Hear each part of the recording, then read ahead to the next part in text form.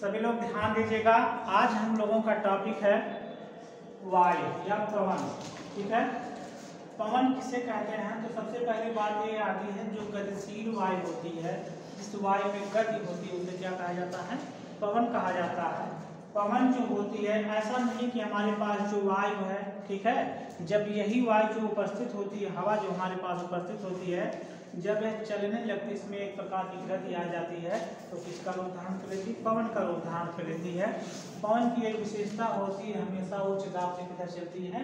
निम्न दाब की तरफ चलती है।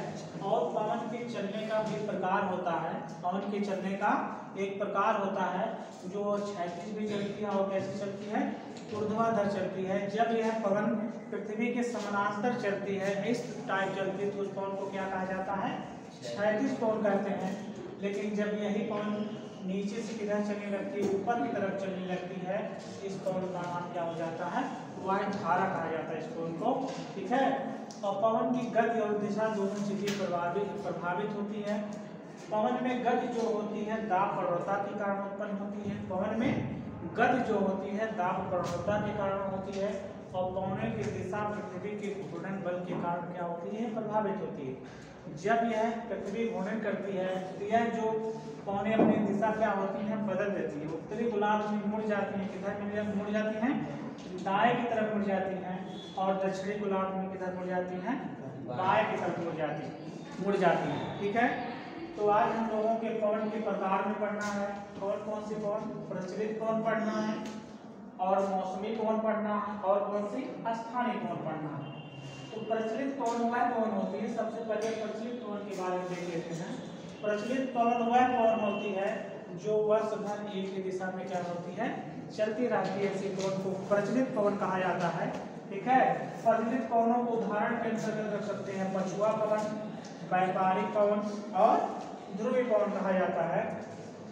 पछुआ पवनें वह पवन होती हैं जो पश्चिम से पूरब दिशा की ओर वर्ष भर चलती रहती है। उन पवनों को क्या कहा जाता है? पछुआ पवन कहा जाता है। इन पछुआ पवनों की पृथ्वी पर एक विशेषता है, इसको दर्शाया भी जाता है। ये पवनें जब 40 से 60 अंश अक्षांश के मध्य चलती हैं, इनको अलग अलग नामों से जाना जाता है।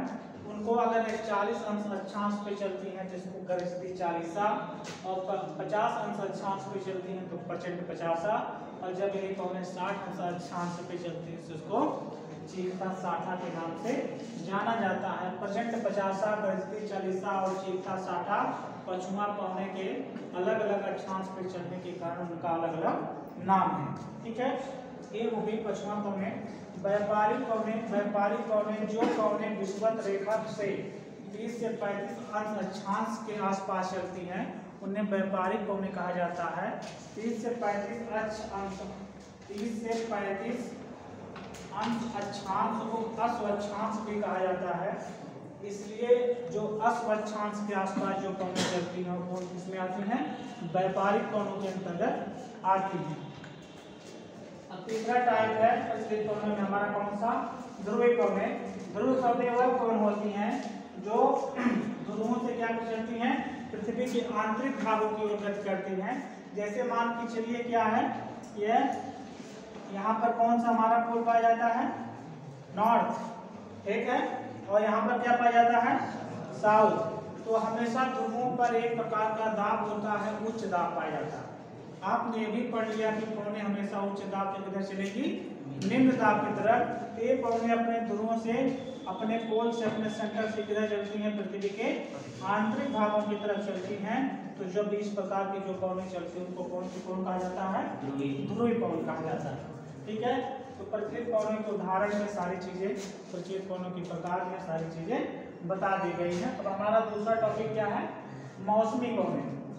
मौसमी पवनें वह होती हैं जो मौसम के अनुसार चलती हैं। ठीक है, एक विशेष प्रकार के मौसम में आती हैं, उसके बाद फिर क्या होती हैं? मौसम के साथ चली जाती हैं। तो मौसमी पवनों में एक प्रकार में होता है मानसून होता है, और क्या होता है? हस्त समुद्री समीर होते हैं। ठीक है, मानसून क्या होते हैं? आप देखते होंगे हमारे भारत में जो है मानसून लगभग जून के प्रथम सप्ताह में आते हैं और कब चले जाते हैं? सितंबर के लास्ट तक चले जाते हैं। ये मानसून जब आते हैं तो भारत के विभिन्न प्रदेशों, भारत के भागों में, विभिन्न भागों में क्या होती है, बारिश लाते हैं, ठीक है, वर्षा कराते हैं।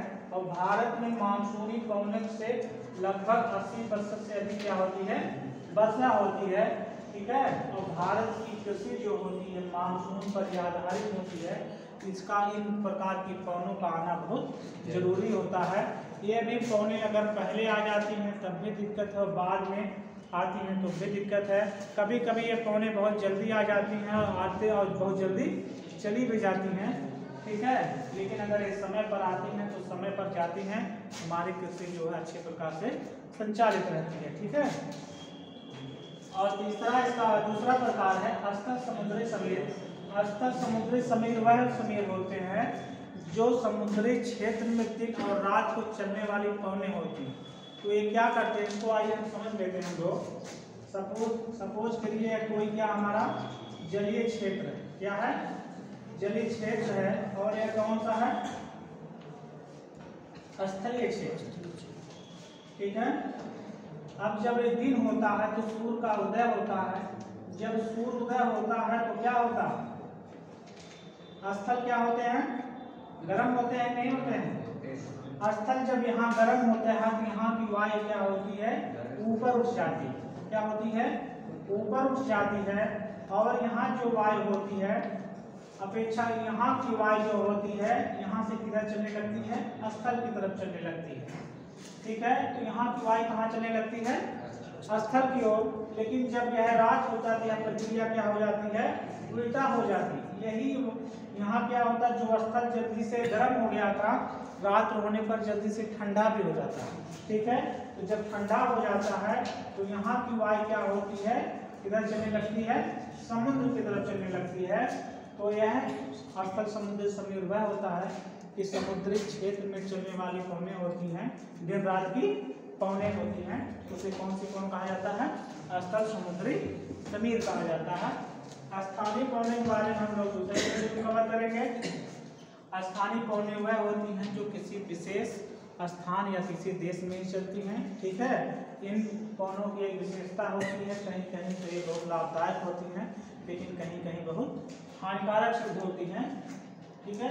तो आज के लिए बस इतना ही, बाकी चीज़ें अगली वीडियो में समझा देते हैं, ठीक है।